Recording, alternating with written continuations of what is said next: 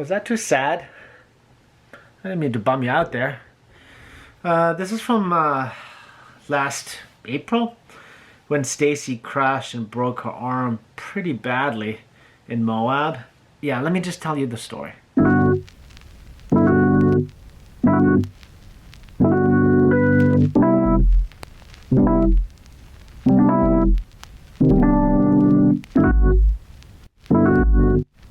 So basically, this was our last day of our 2-week trip where we rode in Fruta and in Moab, and been riding every day. We were really, we were getting in shape, but we were also very tired. And this was our last ride. And after that, we wanted to go to Durango, visit some friends. So yeah, it was a beautiful day. Yeah. What's your head? Okay, I got it. We were riding, we're having a lot of fun. We're doing the typical thing where, I usually, I fiddle around with the cameras, I take photos, I take videos, I'll let her go ahead and I catch her, and then I go ahead a little bit and I wait, and we do this forth and back and forth. So this is also why in the beginning of the video you saw that I was coming from behind trying to catch up to her when I saw her lying there.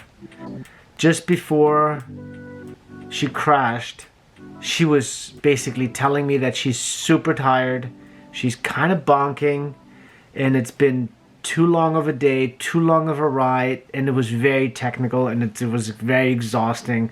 There were a lot of ledges up that you had to climb up and pull yourself up on, and drop-offs, and you had to focus. I was like, have a bar, eat, take a break. We took a break, and then I basically said, you go ahead, I'll put the camera on, I'll catch up to you. And she definitely was too tired for that trail at that point. But nevertheless, I rolled up to her and she said to me, I think I broke my wrist. And I was trying to calm her down. I was like, let me see. And she showed me her wrist. It's like I was trying to, I wasn't really quite sure what to say, because you want to say everything's going to be fine, everything's going to be okay, and it's not that bad. But look at it. I looked at that wrist and I was like, yep, that's broken, and we're gonna walk now. Luckily, we were only like a mile from the car. After all of the riding we did, we were actually lucky that we were that close. We eventually got down to the car and went to the hospital. I hope you never get hurt, but if, Moab's a great place for that. Those guys are good. They're good. They're really good at this because they have a lot of injuries. So they took x-rays. They saw that this was I think it was a distal radius fracture. It was the head of the radius bone, I believe. It was basically broken off. So it was actually not the wrist. It was the tip of the arm broken off and it offset. So they had to put traction on her and basically align everything so that we could start heading home to the East Coast. As much fun as you can find in this story is when you hurt yourself in Moab, you get to put yourself on the map for the year. They have this ER injury map. So, and it's color coded depending on what activity you did. And then basically you pick the color of your activity and you pin it in the map where this happened. And then I know we were early in the year and it felt like that map was already pretty damn packed. So I don't want to see that map in December. It's got to just be there must be no room left on this map. But the medical treatment in Moab was excellent. Come on.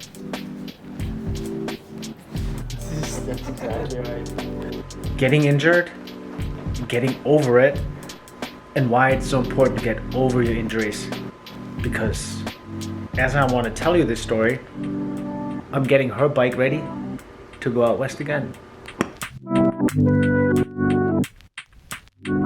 She had the surgery only with plates, the plate that is basically gonna stay permanently in there. And so there was a lot of one-armed activities. She was in a cast for like 3-4 weeks. Did a lot of hiking. Being active is like, it's like breathing and food. So the recovery time was actually surprisingly fast. Riding, the trainer, Swift, of course, was her best friend again. Obviously, we couldn't go mountain biking right away, so we had to ease our way into this slowly.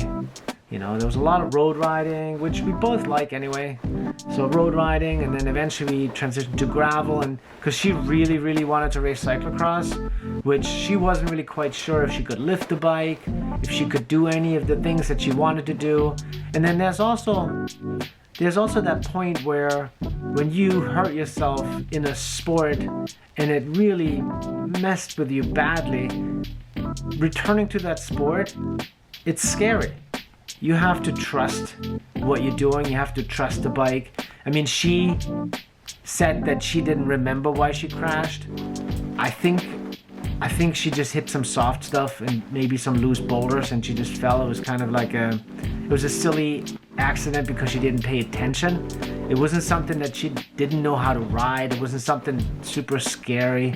It's something that she definitely knows how to do when something like that happens in a section of a trail that you definitely know how to ride, because eventually you're going to be recovered and you're going to ride again and you're going to encounter these sections again, and they're easy. So you got to build your confidence up that you're going to be able to enjoy riding your bike again.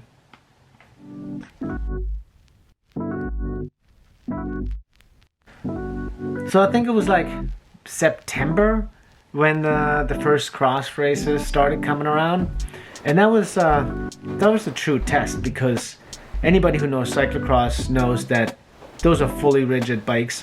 There's no suspension forks, and you are basically taking a pretty archaic, old-fashioned bike and riding it off-road, and it's super, super rough on wrists and hands and whatnot.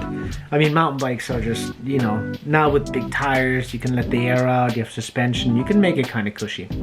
But cyclocross, what she really wanted to do this winter, that was kind of, there was still a big question mark over that. And she did fine, I mean, she was worried about losing her grip, which that is one thing. If anybody ever broken their wrist or hand knows that you can actually make things a lot worse riding technical stuff too early, because you might not have the strength to hold on, and then you fall and then you crash again and maybe even injure yourself worse than you started out with. And she was not afraid. She was not afraid. She just kept going. It was great.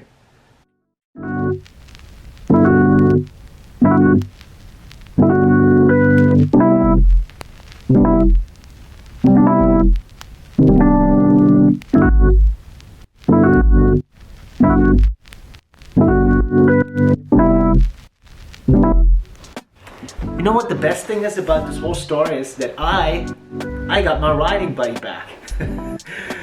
I really love riding with her, and I missed it. So just because you hurt yourself doing something doesn't mean you have to quit doing it.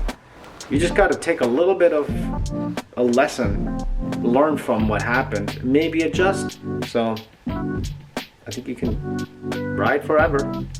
You know that old saying, quit while you're ahead? It's okay to do rest days.